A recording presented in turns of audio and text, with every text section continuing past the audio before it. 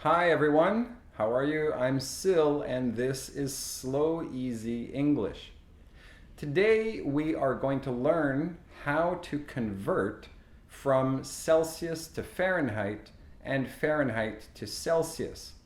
Those are the most common temperature conversions. If you ever go to the United States, they use Fahrenheit. So when somebody tells you that it's 80 degrees outside, it's warm, but it's not, you're not actually cooking at that temperature. Um, and for the reverse, it's also true for Americans who go abroad. They also will need to learn how to convert from Celsius to Fahrenheit, because if an American goes to France, for example, and they see that the temperature is only 25 degrees, they might think they'll need a winter coat. Of course, 25 degrees Celsius is a nice day. So let's have a look at the formula. For those who are visiting visiting Europe from the United States or Canada or many other places, you would take the Celsius number that you heard. Let's say, for example, it's 20 degrees. Okay, so you go to Canada, you say, what's the temperature today? And somebody says, it's 20 degrees. It's not bad. It's not a bad day. It's not too warm. It's not too cold. And so what you do is you take 20 degrees and you go through this complicated formula, if you can remember it, and you say 20 times 9 is 180. 180 divided by 5 is 36, right? And then 36 plus 32, which is 68. And so that is the temperature in Fahrenheit. So if you go to Canada, somebody tells you it's 20 degrees outside, you now know that 20 degrees is 68 degrees in Fahrenheit. But this is a bit of a complicated formula. It's not going to be easy to remember, and even if you do remember it, doing the calculation is a little bit difficult. So what you can do instead of trying to remember this is we can simplify it a little bit, and it won't be as accurate, but for most of the time it will be good enough. Instead of doing Celsius times 9 divided by 5, let's just double it, because 9/5 is almost double. So let's say, for example, we do this with 20 degrees again. 20 degrees times 2, instead of 9 divided by 5, 20 degrees times 2, that's 40. 40 plus 32, you'll end up with 72. The real answer, if you remember, was 68. And you've arrived with an approximate answer of 72. Not too bad. If we do it with 30, for example, let's try to find out the real conversion with 30. So 30 times 9, which is 30 times 9, 270. And then 270, what's 270 divided by 5? It is 54, right? And then 54 plus 32 will be 86. So the real temperature, if it's 30 degrees Celsius, the real temperature in Fahrenheit is 86, right? 86 is the real temperature. Let's try doubling instead. 30 times 2, 60, plus 32, 92. So the real temperature is 86, but we have arrived at the number of 92. Okay, it's not a big difference, really, and it gives you an approximate, you know it's hot. Okay, so is there an easy way of making it a little bit more accurate? Well, if we add one little step, and it's not complicated, then yes, there is. 9/5 is really the same as doubling and then taking off 10%. So if we do that, that's pretty easy. Let's do 30 again. 30 times 2 is 60. 60, what's 10% of 60? That's easy. 10% of 60 is 6. So 60 minus 6 is 54. 54 plus 32 is 86. So we've arrived at the accurate number by simply saying, let's double and then remove 10% and then add 32. If you can't remember that extra step, you'll be a little less accurate, but you'll be pretty close. And if you do remember the extra step, then you can be perfectly accurate. The big problem with just doubling and then adding 32, usually it's good enough for when you're talking about temperatures inside or outside. The smaller the number, the more accurate it is, the closer to the real answer it is.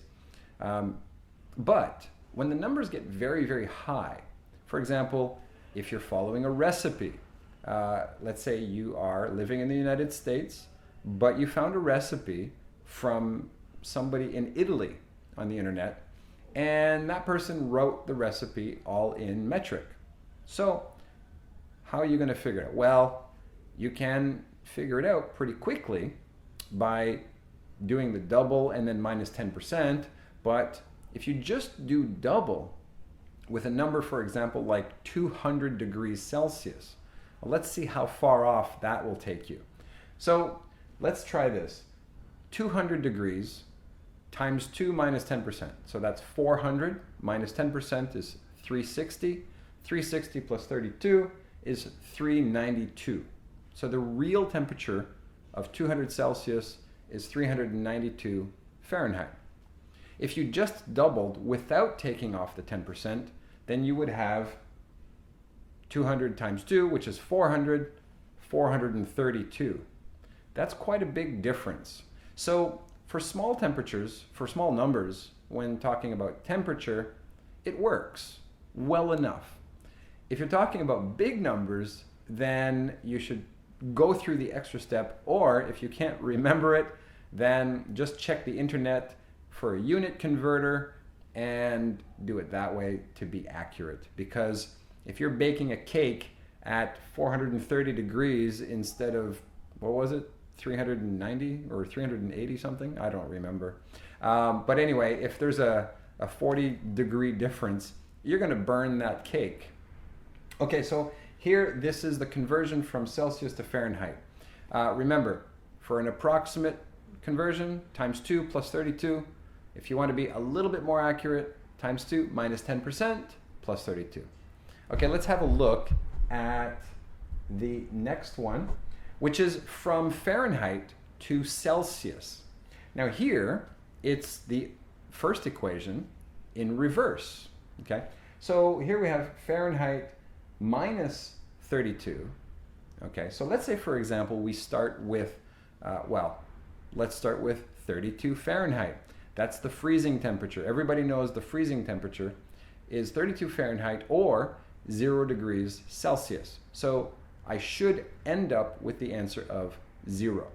So Fahrenheit, which is 32, minus 32, which is 0, times, 0 times anything is 0. So we end up with 0. What about if we have, for example, 68? Remember that 68 was 20 degrees. So let's see if we arrive at 20 degrees. 68 minus 32, 36, right? 36, excuse me, 36, oh my Lord, this becomes difficult. 36 times 5, 180. 180 divided by 9 is 20. So it's accurate. I find this one to be a little bit more difficult than the first one. But again, here, 5 divided by 9 is very close to half. So if we just take 68 minus 32, that's 36. 36 times half, or divided by 2, same thing. So 36 divided by 2 would be 18. again, fairly close. The real answer was 20. We ended up with 18. We're within 2 degrees. However, that's a pretty big difference, isn't it? Really, I mean, the difference between 18 and 20 can be felt, you know. But anyway, just remember that it's just an approximation, and that's all. And it's just for doing it quickly in your head. If you need a more accurate answer, then check the internet. Or if you have a converter on your phone or whatever. Okay, so we can make it a little bit, let's see if we can make it easy to arrive at an accurate answer. So here we would take 68 minus 32, so that's 36. And then 36 divided by 2 would be 18. Let's take 18 and add 10%. What do we end up with then? 18 plus 1.8 is 19.8. So we're not quite exactly at 20, but we're very, very close. Close enough that it really doesn't matter. There's a 0.2 degree difference. Even if we tried it with a very large number, like, for example, 400 degrees Fahrenheit, okay? That's a common cooking temperature.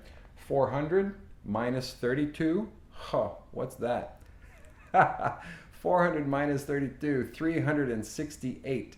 368, my lord, 368 would be 184. So divided by 2, 184, and then 184 plus 10%, so about 18 or so, 18.4, 184 plus 18.4, 202.4. Is that correct? Anyway, it's very, very close. So that would end up very, very close to the actual temperature, the accurate temperature. So you can do that both ways. Minus 32 divided by 2 plus 10%, or the other way around, you could do times 2 minus 10% plus 32 to go from Celsius to Fahrenheit. So that's it. Celsius to Fahrenheit and Fahrenheit to Celsius. Those are a couple of tricks to give you a quick but less accurate answer. Then, of course, I'm just going to skip through these quickly.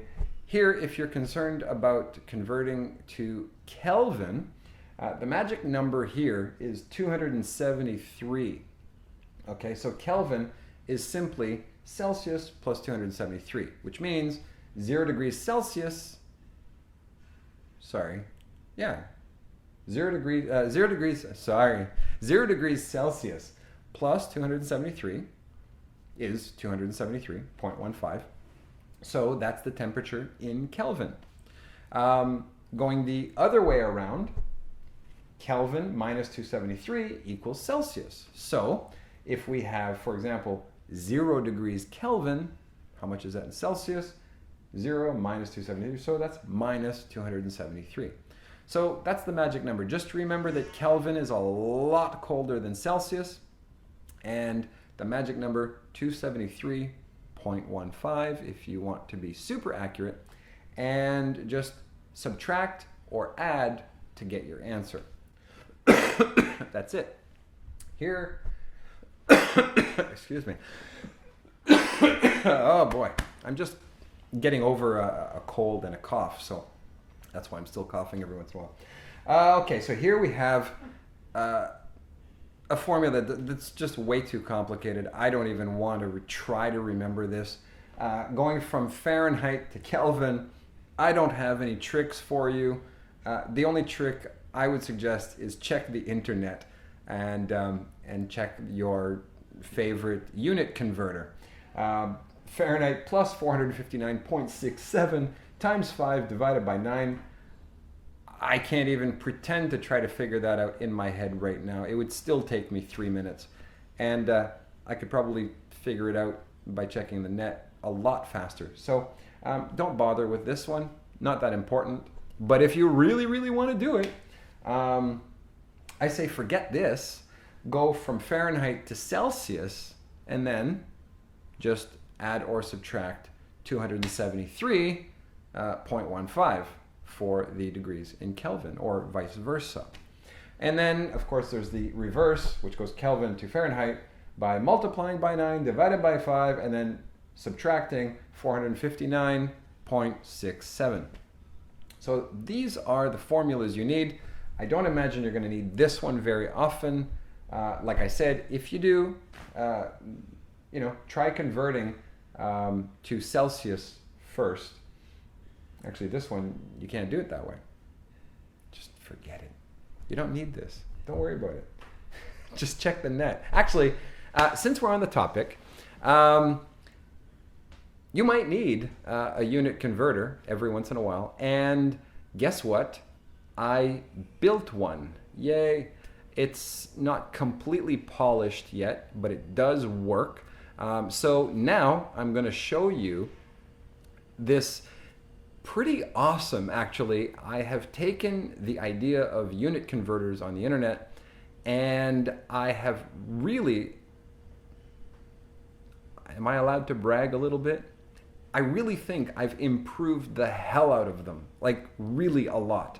I've made it simpler, faster, more convenient, and cooler. Here's what it looks like right here. So now I'm going to cut to a different scene here, and we're going to have a closer look at how it works and why it's so damn cool and why you should tell everybody you know about it. Okay, here's the website.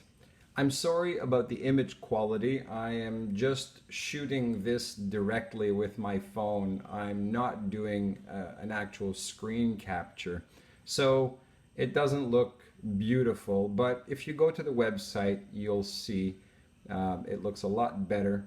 And also, I think it looks good enough that you can see what's going on. Okay, so what is happening here? Here you can see that I have different cells, okay, for each conversion. Here, let me first take you to, okay, let me see here.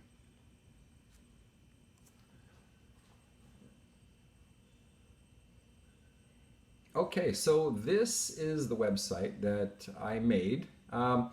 It's a unit converter, but I hope that it's better than all the others out there on the internet because of a few pretty interesting features.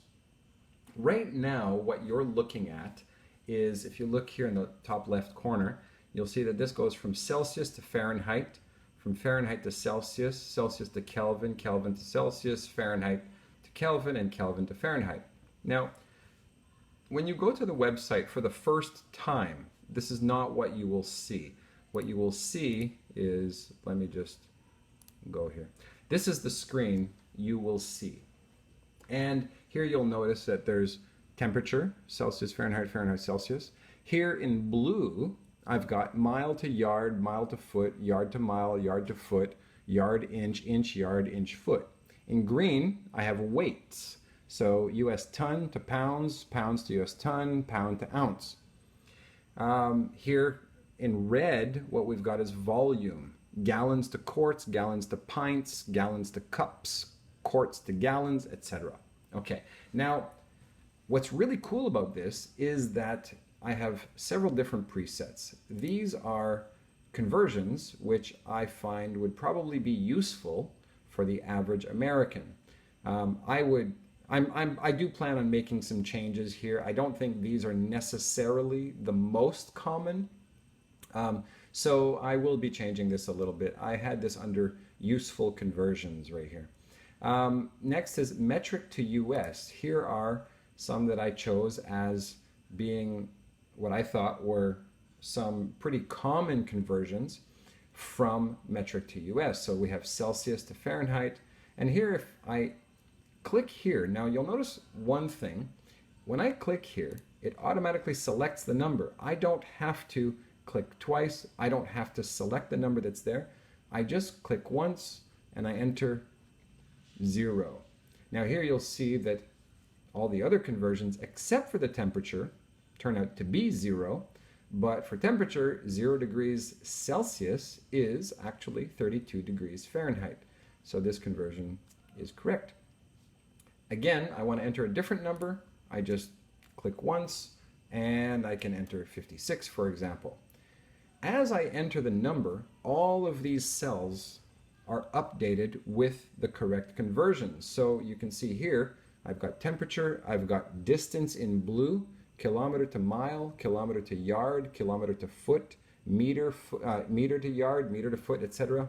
And these are all conversions from metric to US.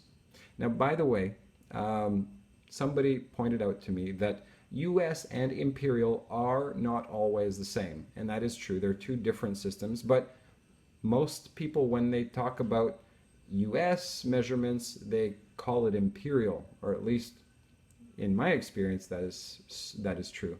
But imperial is actually a British, it's a British standard of measurements, and the US started doing things differently way back when. And although many of them are the same or very close to the same, some of them are different. So you'll notice when you're using this that you'll have to choose between imperial and US and metric. Okay, so here, as in this preset, I've got color-coded cells. The orange is the temperature. Here the blue is length or distance. The green is weight, and the red is volume. I can also select from US to metric, and I will get the same, but in reverse. But this is not the coolest part. The coolest part that I really like is that you can customize your home screen.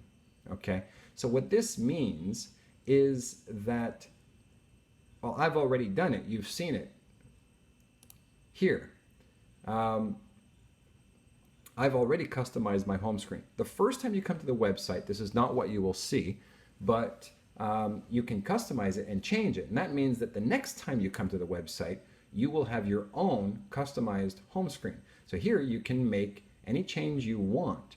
You can even remove cells. As you can see, I've removed the whole second row. I can add them back if I want to by just going, let's say, from kilometers to centimeters. Then I save settings, and you see here I have kilometers to centimeters. So 56 kilometers equals 5.6 million centimeters. I can change the color to, I don't know, light blue of teal or something like that. Save settings, and now I've changed the color. So you can do this with any of these cells. If I want to change some of these reds to, I don't know, maybe dark purple, I can change that one to purple. I can change this one to purple and then save settings. And now I've got purple labels. So you can do this to organize your cells. Another thing you can do, as you've noticed, some of these are not there. These cells are invisible. You can do that by just choosing the same units in the from and the to fields. So I chose kilometer and kilometer, which means there's no conversion necessary. Therefore, what that does is it actually deletes the cell completely. Bang, it's gone. So you can create sections or patterns, whatever it is that helps you to remember what it is that you'd like to do. Now, one cool thing, if I go to Google, for example, okay, so I go to Google, and now I want to go back to my site. Okay, the site is called superconvert.com, and I go back to it. Now, as I said, you will be given your personalized home screen when you go back to it. Isn't that cool? But here's the other cool thing. When you go back to it, you don't need to use the mouse or to click on the box at all. You can just start typing immediately. So you're skipping. You don't need to take as many steps to get the numbers you want. Now I've entered 65. I can automatically see that 65 degrees Fahrenheit is 18 Celsius. 65 degrees Celsius is 149 Fahrenheit. If I'm looking for quarts to gallons, of course, like I said, you can add whatever conversions you want anywhere you want in this screen. And so the most common ones, the ones that you use most often, you would put at the top. And then you would color code them. You know, here we have Celsius and Fahrenheit, Fahrenheit and Celsius in orange, Kelvin, you know, to and from Celsius in green, and then to and from Fahrenheit in blue. So you can change the label color. You can make the label disappear, the cell disappear completely, and you can see up to 30 conversions all at once. Bang, right there on your screen. There's no need to re-enter and re-choose units over and over again. If you're doing a recipe and you need to convert different things, for example, cups and grams and you know, whatever, cups, teaspoons, etc., all of this can be on your screen all at once, and all you need to do is enter the required numbers. So 1, and then, okay, you get, you know, let's say you're converting from whatever to whatever, you get your number, and then you click once, and then you enter 65, and then you click once, and you enter 98, and so just clicking, entering the number, clicking, entering the number. This allows you to make several conversions and do it all quickly, easily, and in a way that I feel looks pretty nice. So if you find that this would be useful for you, please feel free to use it. It's at superconvert.com, and let me know what you think of it. Leave some comments on my website at Slow Easy English or below this video. I will be adding a few things, of course, a Facebook button to share it with, and I will be changing this. This is not as easy to use as I would like, so I do plan on changing this a little bit, but it works and you can use it. I think it works fairly well already, but I do have some improvements that I'd like to do. So, so that's that. Well, that's my video. Thanks for watching. I hope you learned something and learned how to make the conversions a little bit easier and faster in your head. And when you can't do it in your head and you want a more accurate answer, then I hope you enjoyed learning about my unit converter, and I hope you liked it. Please leave a comment telling me how you feel about it. Is it good? Is it easy to use? Is it intuitive? I know there's a couple of things I need to change on it. I'm going to, you know, take this menu and put it in an easier, an easier place to see, and it'll be more intuitive, which means that you don't need any explanation to use it. It's obvious. So I will be making a few small changes to my website to improve it, but still, I would love to hear your comments, and if you have some suggestions to make it better, please let me know. That's it. That's my whole video. Thanks for watching, and I will see you in the next one. Bye.